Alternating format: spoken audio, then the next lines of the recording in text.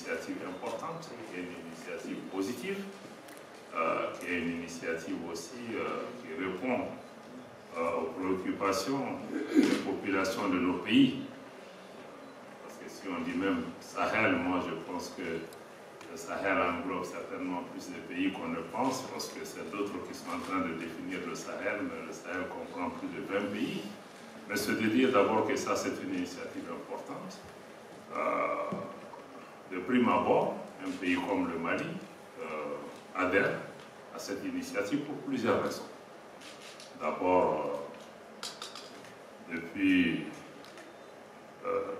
le temps de Sa Majesté Mohamed V, le Modibo Keïta, président du Mali, le Mali a de façon constante été partie prenante de toutes les initiatives qui tendent à fédérer nos pays, à fédérer nos populations, à créer les conditions nécessaires pour que nous puissions travailler ensemble, à créer la prospérité entre nous et nos populations. Je pense que de ce point de vue, c'est important. Deuxième point, c'est que le Mali est un pays enclavé. Un pays enclavé, plus de 1 200 000 km², certes voisin.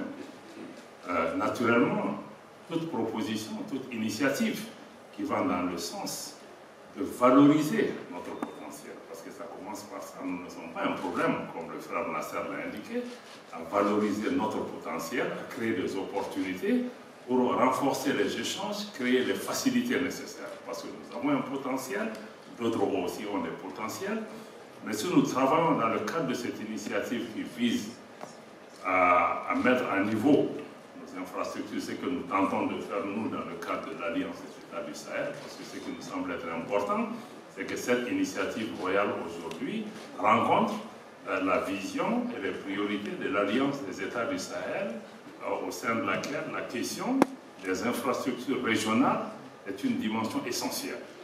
Donc pour que nous puissions nous connecter au réseau régional et à d'autres, il faut que nous-mêmes nous ayons les infrastructures nécessaires. Donc cette question de co-développement me paraît être importante parce que je suis certain que le Royaume du Maroc ne nous apporte pas une solution toute faite. Vous ne vient pas nous dire que bon, j'ai les moyens, je vous offre ceci. Je pense que nous nous asseyons ensemble dans le cadre d'un partenariat pour regarder comment nous pouvons croire ensemble. Croire dans le sens de croître, hein, et comment nous pourrions aussi nous développer ensemble, comment nous pouvons changer la face économique de notre pays pour que nous puissions nous développer. Nous voyons beaucoup de partenaires extra-africains qui viennent avec de telles initiatives pour nous connecter à d'autres marchés. Je crois que ça, c'est le cas d'un pays africain qui vient pour dire l'Eldorado que nous cherchons ailleurs est chez nous. Comment nous pouvons travailler ensemble à créer cet Eldorado, ça me semble être important.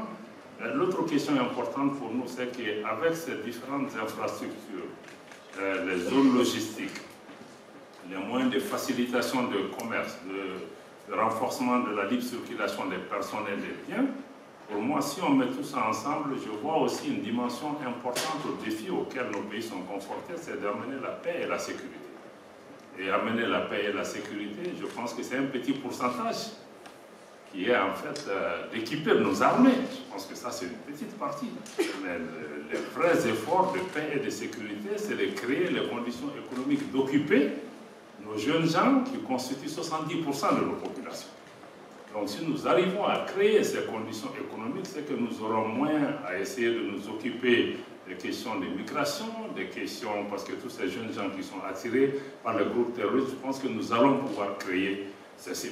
Donc pour moi, cette initiative aussi est un vecteur ou un facteur important d'apporter une réponse économique, géoéconomique ou même géopolitique à la préoccupation de paix et de sécurité aujourd'hui qui existe dans nos pays. Donc pour nous, le Sahel doit être vu dans ce cadre-là comme une opportunité. Il s'agit d'un partenariat entre pays africains, hein, de regarder ensemble, parce que ça répond aussi aux trois principes clés aussi de la politique extérieure du Mali aujourd'hui. C'est que tout ce que nous voulons faire, nous voudrions que ça respecte la souveraineté du Mali. Nous voudrions que tout ce que nous faisons respecte les choix stratégiques et les choix de partenaires du Mali, parce que nous ne voulons que personne vienne dire au Mali, il doit être son partenaire, il doit être son ami, etc. Et la troisième, c'est comment répondre préoccupations essentielles des populations maliennes. Et je crois que par rapport à ces questions, le Maroc a montré au fil des ans qu'il demeure un partenaire fiable, avec lequel nous pouvons envisager des projets de long terme. Parce que ce qui est en cours aujourd'hui, effectivement, comme le frère Nasser Bourita l'a indiqué, il s'agit de travailler dans le long terme, parce que l'économie, nécessairement, est un long terme.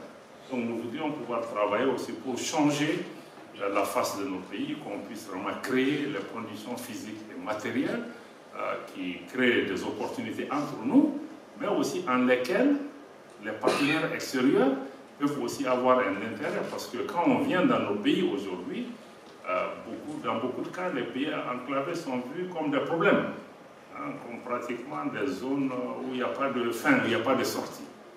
Donc je pense que ça donne vraiment des équilibres nécessaires pour qu'on voit, parce qu'il y a d'énormes richesses dans ce pays, contrairement à ce que les gens pensent. D'abord les ressources humaines, les ressources minières, les ressources naturelles, ne serait-ce que les ressources en eau.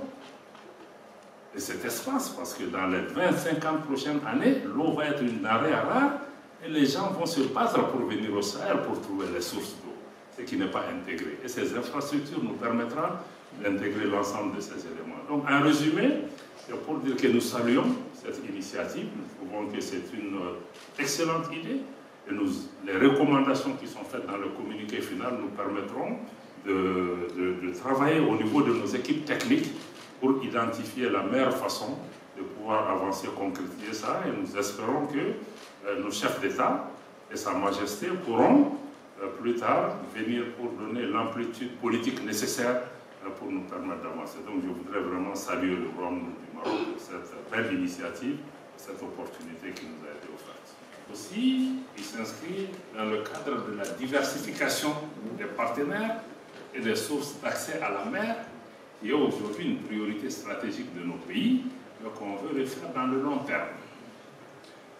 Mais si on regarde le court terme aujourd'hui, je pense qu'avec les séries de sanctions économiques qui sont régulièrement imposées à nos pays, avec des embargos de fermeture de frontières, dans beaucoup de nos pays, au Burkina, au Mali, au Niger, des questions se posent par rapport au processus d'intégration économique et d'échange entre les pays. Parce que chaque fois qu'il y a le moindre problème, on met tout par terre. Donc de plus en plus, je pense que ces sanctions sont en train de mettre en question l'engagement des pays et des populations par rapport à la mise en place de projets intégrateurs. Si je vous donne un exemple entre le Nigeria et le Niger, bon, le Nigeria a un des plus grands barrages sur le fleuve Niger qui s'appelle le barrage de Kandachi. Le Niger a commencé sa construction et le Nigeria a indiqué que si ce barrage se réalisait, ça va déchaisser en aval le fleuve Niger au Nigeria. Et le Niger a dû abandonner, en tout cas mettre en veilleuse ce projet. Au Maroc, dans la préoccupation qui nous occupe sur beaucoup de questions politiques, ne vient pas nous dire ce que nous devons faire, ne cherche pas à nous juger, mais cherche plutôt à travailler avec nous pour identifier ensemble des solutions. Moi, je pense que c'est une approche, c'est un facteur qui rassure, en plus de la pertinence de ما تنسوش تابونا وفلاشين وتاكتيفوا الجرس باش يوصلكم الجديد من فيديوهات المغربي اليوم.